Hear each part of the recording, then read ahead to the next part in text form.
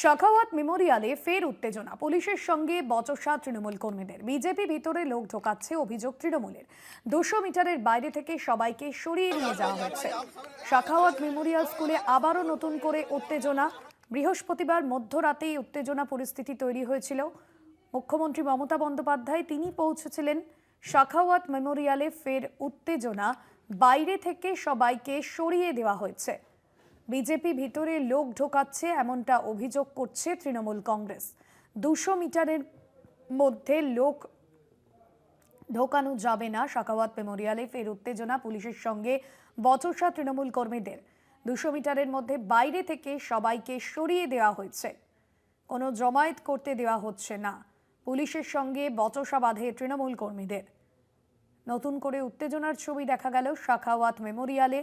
200 মিটারের মধ্যে বাইরে থেকে কোনো লোক ঢুকতে দেওয়া হচ্ছে না, কোনো রকম কোনো জমায়েত অনুমতি দেওয়া হচ্ছে না। বিজেপি ভিতরে লোক ঢোকাচ্ছে এমনটা অভিযোগ করছে তৃণমূল কংগ্রেস, এবং সেই অভিযোগের পরিপ্রেক্ষিতে তারা দীর্ঘক্ষণ বিক্ষোভ দেখাতে থাকে। পুলিশের সঙ্গে বচসা বাঁধে তৃণমূল কর্মীদের।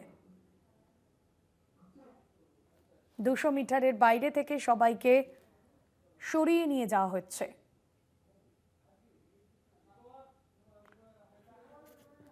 শাখাওয়াত মেমোরিয়াল হাই স্কুল থেকে রয়েছেন আমাদের প্রতিনিধি শুভঙ্কর মণ্ডল। শুভঙ্কর, আবারও আজকে নতুন করে উত্তেজনা তৈরি হয়েছে শাখাওয়াতে, কি ছবি এবং অভিযোগ কি উঠছে? তৃণমূল কর্মী সমর্থকরা তারা দীর্ঘক্ষণ বচসা এবং তর্কাতর্কি করেন পুলিশ কর্মীদের সঙ্গে। দেখো, নতুন করে দেখা গিয়েছে উত্তেজনার পরিস্থিতি, এবং সেই পরিস্থিতি এখন অনেকটাই প্রশমিত। সকাল 11:30 নাগাদ এই ঘটনা ঘটে, যখন একটি গাড়ি যেটিতে এক্স আর্মি লেখা, একটি টাটা সুমো, সেটি এখানে আসে শাখাওয়াত মেমোরিয়ালের সামনে, এবং সেখান থেকে নাকি 2 থেকে 3 জন বাইরে নামেন এবং এর ভেতরে ঢোকেন।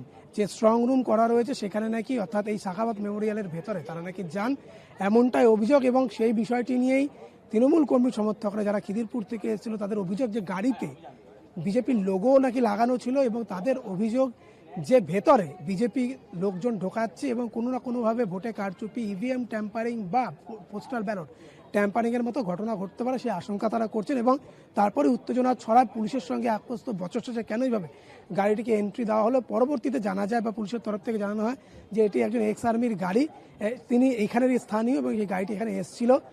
পরবর্তীতে কিন্তু স্বাভাবিকভাবে 200 মিটারের মধ্যে যেহেতু কাউকে প্রবেশ করতে দেওয়া হচ্ছে না, কোনো জমায়েত করতে দেওয়া হচ্ছে না, বিএনএস 163 এখানে জারি রয়েছে, সেইখানে দাঁড়িয়ে স্বাভাবিকভাবেই কিন্তু ওই যে তৃণমূল কর্মী সমর্থক যারা 200 মিটারের বাইরে ছিলেন তাদের সেখান থেকে পরবর্তীতে সরিয়ে দেওয়া হয়।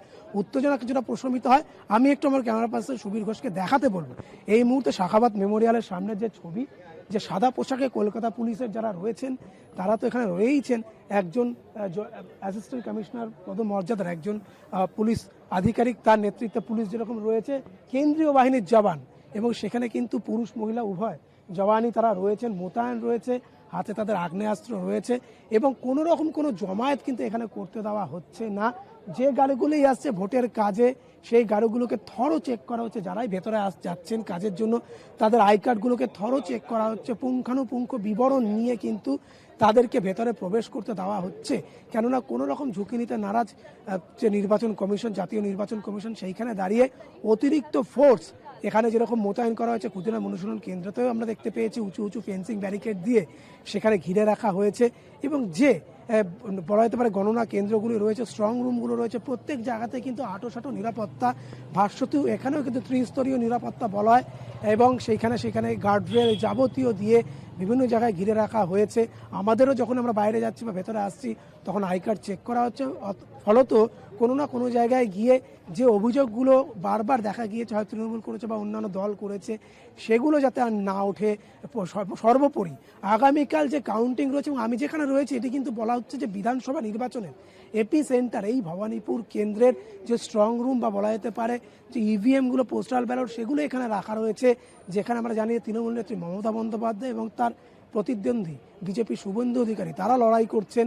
সেইখানে দাঁড়িয়ে স্বাভাবিকভাবেই আমরা মমতা বন্দ্যোপাধ্যায়কে এখানে আসতে দেখেছিলাম, শুভেন্দু অধিকারী এখান থেকে ঘুরে গিয়েছেন, এবং সেইখানে দাঁড়িয়ে যাতে কোনো রকমভাবে কোনো নিরাপত্তায় বা বলা যেতে পারে এই যে বজ্রা আটুনি, তাতে যাতেই কোনো রকমভাবে ফসকা কেন না হয়, কোনো সমস্যা তৈরি না হয়, সর্বোপরি কোনো ঝুট ঝামেলা যাতে না হয়, সেদিকে তাকিয়েই যাবতীয় বন্দোবস্ত নিরাপত্তা কিন্তু জোরদার করা হয়েছে। আজ 11:30টার সময় যে সমস্যা তৈরি হয়েছিল তা প্রশমিত হয়েছে ভাস্বতী, এবং কয়েক ঘন্টা ধরে আমরা দেখতে পেয়েছি একেবারে নিশ্চিত নিরাপত্তা এবং শান্ত পরিবেশে কিন্তু এই যে ভবানীপুরের যে স্ট্রং রুম অর্থাৎ সাখাবাত মেমোরিয়াল, সেই সাখাবাত মেমোরিয়ালে কিন্তু এখন দেখা যাচ্ছে যে একেবারে পুলিশ থেকে শুরু করে কেন্দ্রীয় বাহিনীর জওয়ান যেরকম মোতায়েন ছিল, যত দিন এগোচ্ছে অর্থাৎ সময় যত এগোচ্ছে ৪ঠা মের দিকে, ততই কিন্তু নিরাপত্তা আরও জোরদার হচ্ছে ভাস্বতী।